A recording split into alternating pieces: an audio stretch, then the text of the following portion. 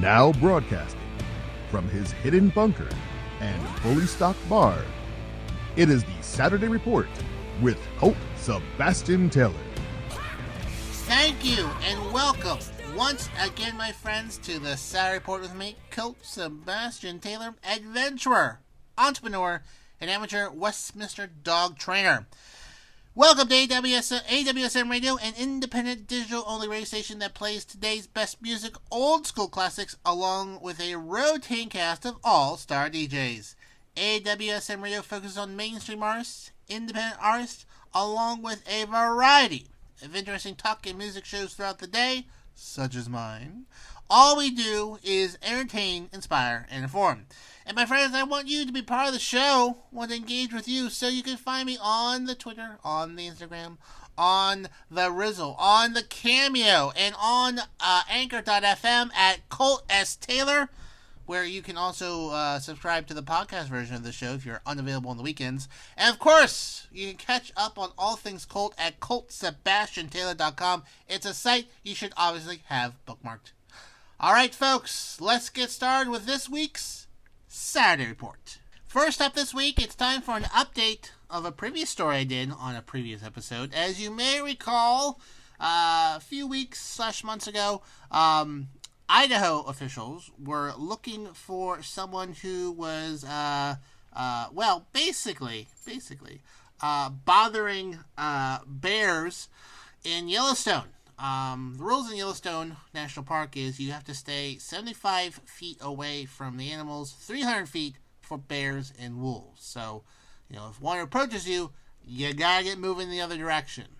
Like, if you're driving along, you see a bear come along, just stay in your car, keep on moving, etc., etc. What this tourist did was get out of said vehicle, walk up a bit, and take a picture with her phone. And, a bear charged right at her, didn't attack her, but got real close. And that is breaking the law. You cannot do that at Yellowstone National Park. You can't get out, get closer to the wildlife to take pictures. Take pictures where you are. Well, this video from a second person was sent her all around. People were looking for her. They caught up with her. I don't know if she turned herself in or negotiated, etc., etc. But she was from Illinois. She's from Illinois.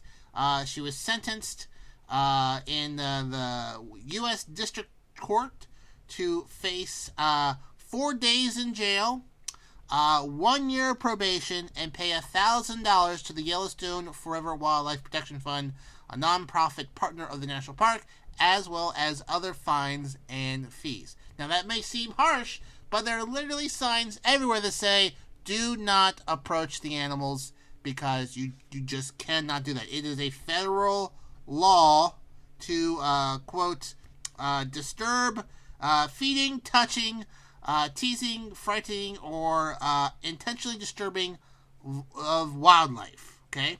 That's why there's signs everywhere saying you can't do that. And animals injure people. People get injured. Animals injure people. Animals get injured by people every year in the park. So they're very strict about that rule. So she's going to spend probably 4 days in jail, a year of probation, and pay $1,000 for her little selfie on her phone. Now, in 2018, just as a note here, an Oregon man was sentenced to 130 days in jail. Basically, they were driving along. Bison were slowly going across the roadway, and I guess he got out to taunt the bison on camera and whatnot. Like, big no. So, after he served his jail time, he was banned from Yellowstone, Glacier, and Grand Teton National Parks for 5 years. So, spent basically probably not all 130 days. He probably did 2 months. 2 months in jail, and then he can't go to these national parks for half a decade. Okay, a good rule of thumb is if you cause an animal to move, you're probably too close. According to park officials, quote saying, "It is illegal to willfully remain near or approach wildlife, including birds, with any distance that disturbs or displaces the animal." So If an animal notices you, you're too close. Okay? That's the way national parks work. Hate to break it to you. It's not, Yogi Bear, it's not come up to you, take a selfie. They might, in like the amusement park. But just watch from a distance. If they notice you, time to back off. Time to back off. Back.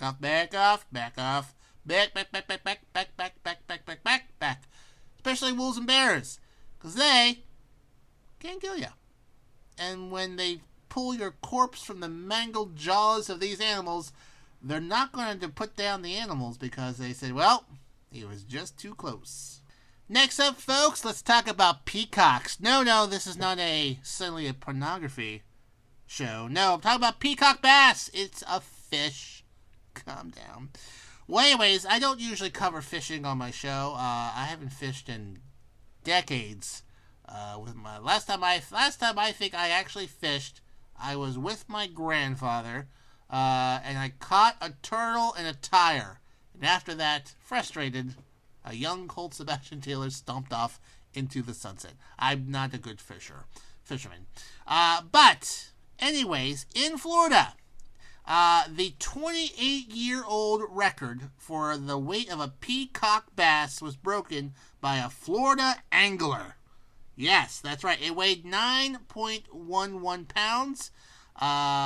Felipe Pietro's after-work catch, he took, after work, he decided to do a little fishing, beat the previous record at Broward County Reservoir of a 9.08 pounds since 1993. It has been almost 3 decades since a fish that big has been caught. They say the peacock bass, which are large chilides and not true bass, are native to tropical South America. So I honestly couldn't tell you what the difference is between a bass and non-bass. Now this thing it's big. It looks like, I would say, it's about 1.5 feet tall and probably almost 3 feet long. That's how big this enormous fish is. Like, whoa, that's a big fish. Holy moly. These fish were stocked in the Florida canals in 1984, according to the Florida Wildlife, as a way to reduce undesirable exotic fishes. They are the only non-native fish to have been legally established in Florida. They are prized by anglers for their striking coloration and challenge they pose to light tackle anglers. The fish is actually very colorful. It's got like dark green top, bright yellow middle, and like a red bottom. It's a very unusually colored fish. So, anyways, these fish apparently mostly inhabit warmer waters of Broward and Miami-Dade counties, but recent mild winters have allowed for some northern range expansion. So this is a non-native fish brought purposely into Florida to take out other unwanted fish, and now it's a pretty big prize to get yourselves one of these fish because they're not easy to catch, and they're actually apparently pretty pretty. So congratulations, sir. You're now in the Florida fish record books, which I guess in Florida is not too shabby. Next, we go to Kansas for another fish-related story. I don't know what the algorithm was sending me this week of interesting news stories, but there were 2 fish ones where a Kansas man has caught a living fossil, an alligator gar, which I guess is a type of fish. It is the first time a fish of this species has been found in Kansas in documented history. It is known as a living fossil because fossil records of this fish have been found to be 100 million years old and has changed very little over them. It was, the angler's name, let me give a shout here, to Danny Lee Butch Smith, caught the fish, which was, we talked about the previous one, which was, about 1 by 3 feet, 9 point some pounds. This was a 4'5", 39.5 pound fish. 39.5 pound fish. Caught on September 20th, according to the Department of Wildlife and Parks of Kansas. Now, these type of fish, a gar, which is a type of fish, can be seen in Kansas. But this type of one is not native to Kansas waters. It's called an alligator gar. It was the first time anyone had ever seen this. In all of history, there have been 1 or 2 reported sightings of it, but no one had ever caught one. Now, this particular fish, is rare and can only be found in southwestern Ohio, southern Illinois, the Mississippi River drainage basin, all the way to the Gulf of Mexico. So for it to go up to Kansas is very strange. Very strange. They don't quite know how it got there and whatnot. Now, the alligator gar is a rare fish, and there's several conservation programs to make sure this fish doesn't go extinct. And a lot of these fishes are tagged, but this fish was not tagged. So though this fish has not been come across by scientists to be tagged and whatnot, because if it was tagged, guy would have to throw it back. But this wasn't. So it's usually found in large river systems. But here's the thing. This is the mystery. Where it's found, where it was caught, and where it's usually found, there aren't any connecting waterways to get to this river. So this alligator gar will have to call an Uber to get to this river. There's no connecting waterway, so they're not quite sure how it got in there. So they're trying to figure it out. They think that maybe it was released by someone into there, but it's hard to say. It's hard to say. They don't really know how it got in there. Now, because it is rare, it's they're going to do a lot of research on it, but he may just have a record there. Now, ask yourself, why did he put the fish back? Well, he didn't know it was a rare fish, for one thing. He just caught a big, regular gar and whatnot. But they're going to try to figure out how it got into there. Was there water? Is there a water source they're unfamiliar with? Was there a flood? They're going to try to figure that out. But 4.5 foot tall, 40-pound fish that looks kind of like an alligator fish from 100 million years ago. Wow, that is a real big fish. So, but that is my last fish story for this week, and probably for the rest of the year. But two interesting fish stories I'm bringing to you today. We now move on to science, to robots. They will soon take over the world, folks, and you heard it here first. It's not like we didn't see it coming. The famous robot people at Caltech released a video today showing robots basically riding a skateboard around those little orange cones, successfully staying on it, and then a robot drone, working a slack line. What's a slack line? You probably have seen it before. It's like a very not tense piece of rope, like a little rope hanging between 2 points. Someone will balance himself, bounce up and down and whatnot. Very acrobatic, very impressive. But they built a robot and designed it to be able to walk across a slack line without falling off, which is something I can't do. So, cool. Robots can use skateboards and can work a slack line now. That's fun. That's fun. And then I saw another article this week where they did a mock-up of, they've got the 2-legged robots that will help carry things, but you've probably seen 4-legged robots that kind of look like a dog and whatnot. Well, they said, hey, what would it look like if we put, a gun on top? They're like, oh, there we are. There's Terminator 2. Oh, great. Super, super, super. Everything is great. So, in 5 years, if you are in your house and you see robots walking down the street with a dog with a cannon on its back, you're going to say, that Colt. He was right. It's a shame he betrayed humanity and joined the robots because he saw the end was coming quick and he wanted to maintain the show, so he told the robots that he would be the robot radio guy, and they liked him so much they decided to bring him on for the Saturday Report with not robot Colt Sebastian Taylor. That guy saw it coming. Saw it all coming. So, find those videos on YouTube. They're very interesting, very impressive, and from a scientific perspective, holy moly, people are smart. I can't even wrap my mind around the concept of the programming and the amount of failures. Like, how many times have those robots fallen over and exploded before they finally got one to work correctly? So, other than that, it's terrifying. Now, what is not terrifying and could never be replaced by a skateboarding robot, it's my pal DC.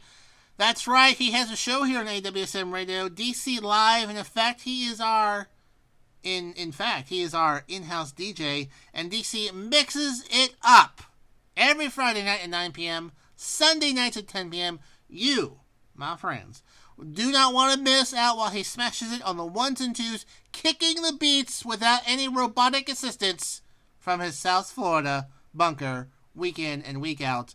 The only thing keeping the robots from uprising and taking over the world is because they're distracted by the amazing beats by my friend DC. So catch it for humanity's sake. DC live in effect, Fridays at 9 p.m., Sundays at 10 p.m., right here on AWSM Radio. We now go to space, the final frontier, which is, I'm saying, because William Shatner was blasted into space. He came back, don't worry. He went into space this week on Blue Origin, the second manned flight by a spacecraft company founded by Jeff Bezos, the owner of Amazon. Shatner, who you do know as Captain Kirk of the USS Enterprise, became the oldest person to reach space. He's 90 years old. 90. He looks, for 90, looking pretty good. He went up to space. Now, we go up there, you're only up there maybe, I don't know, 1, 2, 3 minutes up into space, high enough to see the curvature of the Earth, feel zero gravity and whatnot, float around. The entire flight lasted 10 minutes, including, blast off and landing. And then he was very overwhelmed by emotion by it. He was very, very sort of taken aback by it, and he watched the interview after that, and he was almost in shock by how beautiful things he saw up there and whatnot. He tweeted a quote from 17th century physicist Isaac Newton, quote, "I do not know what I may appear to the world, but to myself I seem to have been only like a boy playing on the seashore, diverting myself in now and then, finding a smoother pebble or a prettier shell than ordinary, whilst the great ocean of truth lay all undiscovered before me." So I guess that's better than doing a line from Star Trek. But went up there and came back down successfully. As you know, the Blue Origin, the version of this private space flight, blasts off into the sky. The capsule detaches. The rocket that set them out comes back down, lands itself onto a pad so it can be reused. The capsule goes up into the sky, floats there for, 2-3 minutes, and then comes back down, and then lands in the desert with parachutes, and then just about half a foot before it hits the ground, poof, a little air comes out for a very gentle landing. Now, there were three other people on there. First Australian into space, apparently. William Shatner obviously got his, they have to pay for his ride. And then there was an employee on there from Amazon or the Blue Origin company to get up there, who played a big role. And then I think the other two people paid $250,000 to be on there and whatnot. Which, to get into space, $250,000. I mean, if you're into that and you're very, very rich, I guess it isn't that much money. There was a smidgen of criticism that instead of spending all this money to send William Shatner and other people to space, you could solve things like, I don't know, world hunger, malaria, tropical diseases, poverty, people being bereaved, literacy, things like that. But I guess I can also say it's important to make, the more they do this, the cheaper it's going to be everyone. More people can experience this and whatnot. But I think there's a valid argument about, like, should we be spending money on, should rich folks be spending money on sending themselves to space or helping humanity? How does sending William Shatner to space help humanity? We'll see. Anyways, the facility, the Blue Origin facility, is in West Texas, southeast of El Paso, and it went up there. Now, as you may remember, Richard Branson, Virgin Galactic, did his recent suborbital joyride, as it were. There is no ticket pricing for the Virgin Galactic or Blue Origin. Virgin Galactic, as you know, it's a plane that detaches from a like 747 and then shoots up into the sky. So airplane takes them up into the sky and they launch from there. This is more of a rocket launch from that. And then you have SpaceX, founded by billionaire Elon Musk, plans to launch 4 private passengers into Earth on a 3-day expedition. He already did do that. First orbital launch with an all-civilian crew. Now that space system launches, and then the rocket comes down and lands on a barge in the ocean.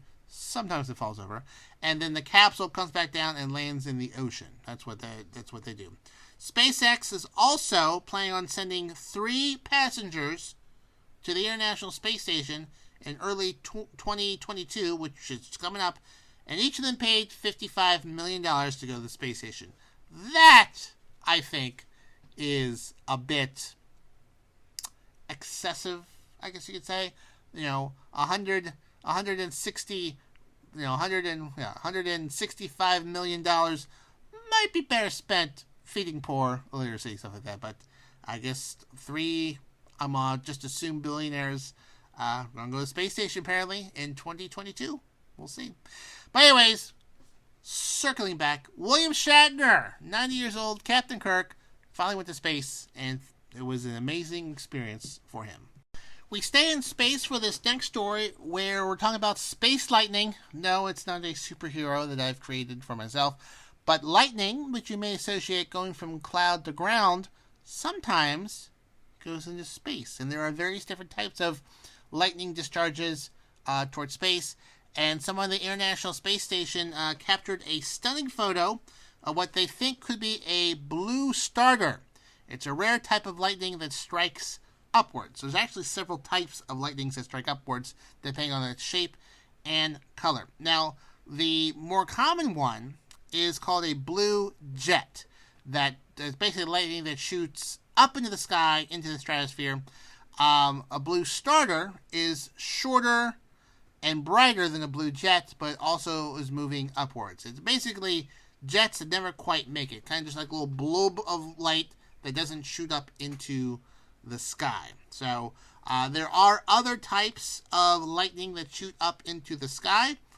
They're also known as elves, sprites, and trolls, and they appear in reddish color due to the interaction with nitrogen in the atmosphere. They were first accidentally discovered in 1989 while testing a low-light camera in space and confirmed in the early 90s. So they kind of give them fantastical names because they're very rare and they were not expecting to see them, and the first few times they saw them, they didn't record them, so no one really believed that they saw what they saw. These mysterious lightning events until they caught it on camera, and they were able to prove that lightning does pop upwards sometimes, and sometimes it's blue, and sometimes it's red, sometimes it's big, sometimes it's small, but it's very rare to catch this type of lightning, a blue starter, on film, and it was. And looking at the picture, it just looks like a blue flash over, I don't know what part of the country that is. I'm going to say Wisconsin, because it's a photo from space. Kind of looks like Lake Michigan. I guess it's Lake Michigan. But, it's a little blue flash. A little hump of blue light out on the horizon from a lightning storm. So very, very interesting.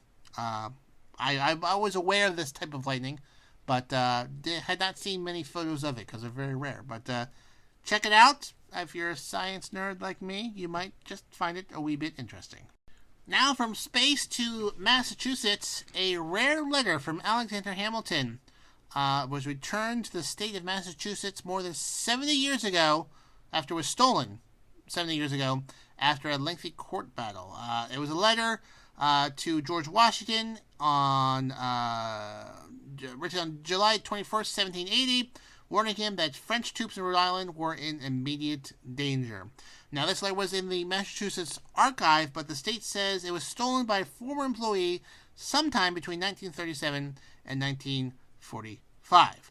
Apparently, his grandson, Stuart Crane, wanted to sell the letter in 2018. He claims his grandfather bought it in 1945. However, the auction house found out that it was apparently stolen. They contacted the FBI, and it was seized in 2018. Was a court battle about it. The Crane family lasted nearly 3 years. This week, the U.S. Court of Appeals said the letter belonged to the state. Massachusetts Secretary of State William Gavin says, quote, "The persons who were the heirs of the supposed owner of it brought a lawsuit trying to retrieve it back. We fought the lawsuit and refused to pay any money for it because it was stolen property and belonged to the people of Massachusetts." It's now back in the archive. It will probably be displayed occasionally in the Commonwealth Museum, and now it is back to the state of Massachusetts. So imagine being a grandson like, Grandpa, this famous Hamilton letter that you said very quickly that you bought in 1945, and not to ask about it, I'm going to sell it because I need the money and don't appreciate history. And then boom, this is your grandfather actually stole it in the late 30s, early 40s, folded up the letter, stuck in a book, left with it, and stole it. So, womp womp. Chances are, if your grandfather is going to give you something very rare and very valuable, maybe you hang on to it, because maybe your grandfather, while, jolly and funny in his old age, when he was young, broke a lot of laws. Might have broken a lot of laws. So, anyways, that letter is now back in Massachusetts, and if you visit their Commonwealth Museum, you might just see it. Now, there's one thing that needs to be protected from being stolen away. It's my pal Rox. We have to make sure that no big budget radio station swoops in and snatches her wonderful talent from us. So that's why you, my friends, need to show your appreciation for this fantastic lady and listen to the Rock Sessions. It is our drive time show here, making sure that your evening commutes homes are fun, featuring the hottest music on the charts and some surprises in between. My friend Rox will make it rock style, Monday, Tuesday, Wednesday, Thursday, Friday, 5 p.m., 7 p.m., typical drive home times. You need to listen to the Rock Sessions right here on AWSM Radio. Speaking of music, Adele is back. It has been 6 years since her last released any sort of music, and she is now releasing her latest studio, 25. The British singer-songwriter dropped a new song, Easy on Me, which I listened to before the show. Not too shabby. Classic Adele. She has had a bit of a turbulent time, she says, over the last 6 years. She married, got divorced, pretty intense. She's also lost some weight, and there's been some criticisms about how she looks and whatnot. It's been a very, probably mentally and emotionally trying time for her. She said in a statement she refers to the album as a friend who got her through, quote, the most turbulent period of my life. She also says, I've shed many layers, but also wrapped myself in new ones, discovered genuinely useful and wholesome mentalities to lead with, and I feel like I finally found my feeling again. I go so far to say I've never felt more peaceful in my life. So, new singles out, new video is out, which you should probably check out if you like the Adele and whatnot. All of her previous albums have numbered titles, referencing her age, starting with her debut album 19 in 2018, followed by 2011's 21, 2015's 25, and this album being released is 30. So this is her 30 album. Sorry, I think I said 25 earlier. Her past 3 albums, for those keeping score, all landed on top 5 of the Billboard's 200 chart, and 25 and 21 each taking home Grammy Awards for Album of the Year and Best Pop Vocal Album. So probably another strong contender this year. If you are big on Adele, then you should most definitely check it out. Others have reacted to it. Various folks have taken to social media to talk about her newest album, including Drake, Lil Nas, and several others. All very, very positive. Very positive takes on their album. They are all apparently big old fans of Adele. How's about that? So if they like it, I think you should probably check it out too. So Adele's new single, Easy on Me, from her upcoming album 30, it's released. You may even hear it here on AWSM Radio. If you can't wait for it to get into rotation, then you can listen to it on probably every single possible music streaming platform there is. Moving along in other, unfortunately, sad music news, R&B singer known as Imani22, known for her songs Close and Feelings, has passed away this week. She was actually 22.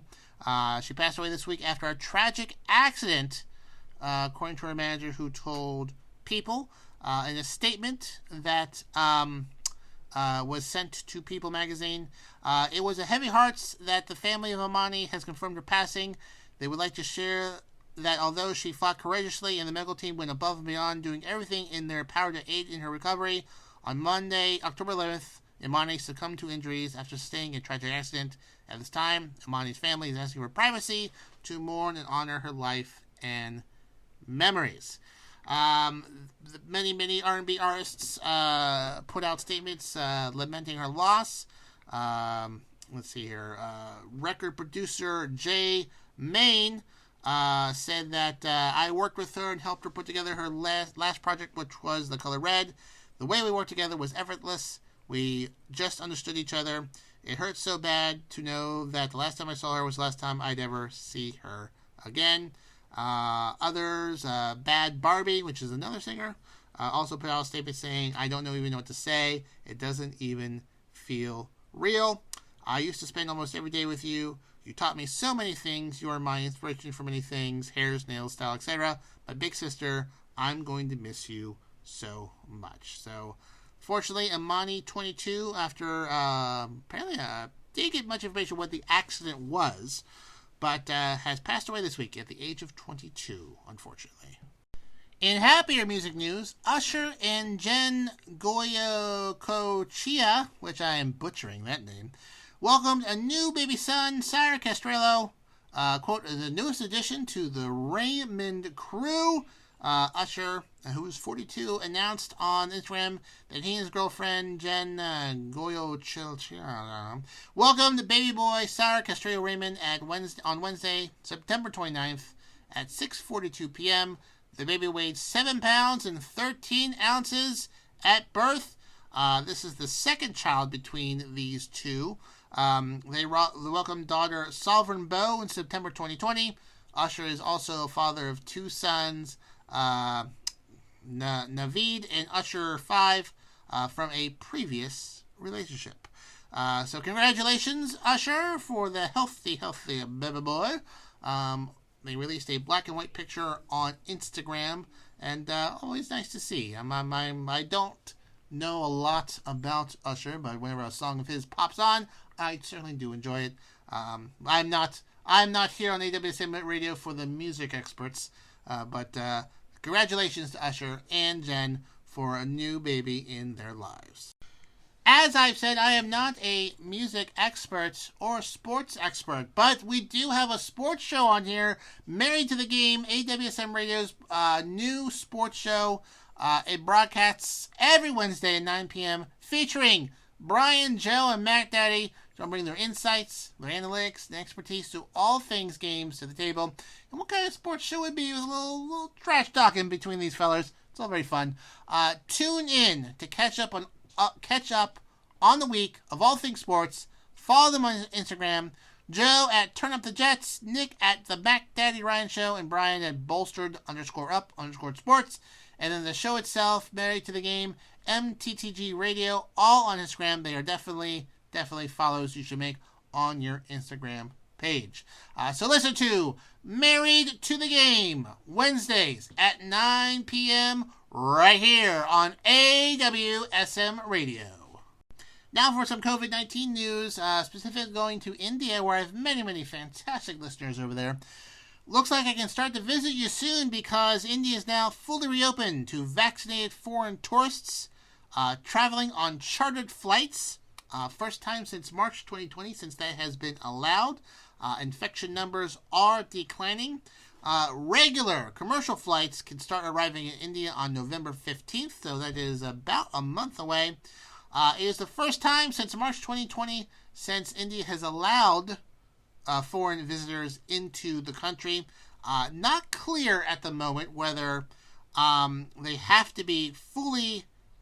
No, it's not clear at the moment where they have to quarantine, but they have to be vaccinated or test negative for the virus 72 hours in advance of the flight. The daily infections in India, which, in case you don't know how geography works, has over 1 billion people, has dropped below 20,000 a day, below its peak of 400,000 a day in May.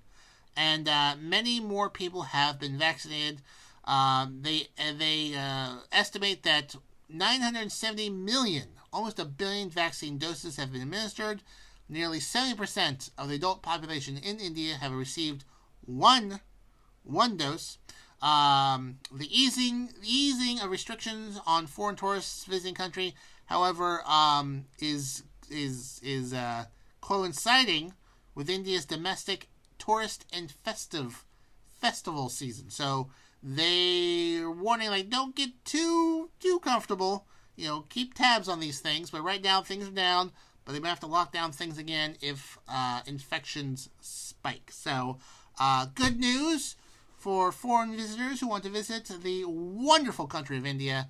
Assuming things continue to go well, after November 15th, you may be able to board a commercial flight to get over there and visit the fantastic people over there in India. I certainly hope to get there one of these days. As soon as I get that big radio contract, I'll go over and visit. And finally this week, also in COVID border news, the Canadian border is opening. People from Canada who can prove that they are fully vaccinated will be allowed to come into the United States to visit. Americans could go to Canada fully vaccinated, but the other way around for Canadian citizens has been held off for a while. But starting also in November, assuming you have proof of vaccination, you can now drive on over the land border into the United States from Canada, our neighbors in the Great White North. So things are slowly opening up. Hopefully we don't blow it, but we shall see. But two new news pieces of visiting other countries related to COVID-19. Well, my friends, that just about wraps up today's Saturday Report with me, Colt Sebastian Taylor. And I want to thank you for joining me here today. Remember, you can follow me on the Twitter, the Instagram, the Rizzle at Colt S. Taylor. Please feel free to engage with me on there. Let me know if you think there's a news story I missed, there's something I should cover, etc., etc., etc. I always enjoy engagement from my many fans from around the world. And of course, if you find yourself not having internet connection, you cannot get yourself in front of a device that can play the show for you on Saturdays and Sundays at 11 a.m., you can catch the rebroadcast of this show in podcast version at anchor.fm/Colt S. Taylor. so you can be caught up on all the news you missed from the week before. And of course, if you haven't already, bookmark ColtSebastianTaylor.com for all things Colt Sebastian Taylor. Well, my friends, until next week, I am, of course, as always, your friend, Colt Sebastian Taylor, and I'll see you later.